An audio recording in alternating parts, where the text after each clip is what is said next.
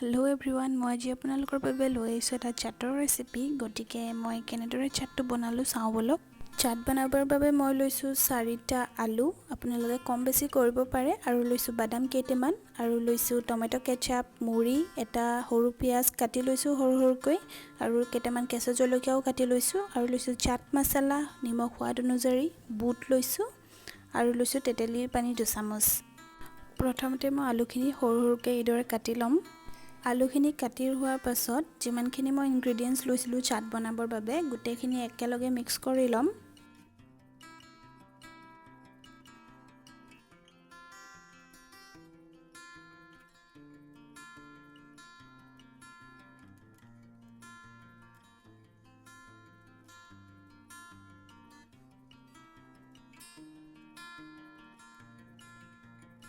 গোটেই ইনগ্ৰেডিয়েণ্টছখিনি মিলোৱাৰ পিছত চাটখিনি ভালদৰে মিক্স কৰি দিম।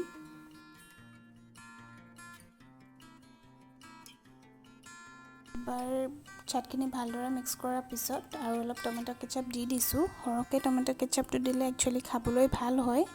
আপোনালোকে চাটটো বনাই চাবচোন। যদি চাটবিধ খাই ভাল পায় আপোনালোকে কমেণ্ট কৰি জনাব, আৰু মোৰ ভিডিঅ'টো চাই যদি ভাল লাগিলে এটা লাইক কৰি দিব। চেনেলটোত যদি নতুন হয় ছাবস্ক্ৰাইবো কৰি দিব।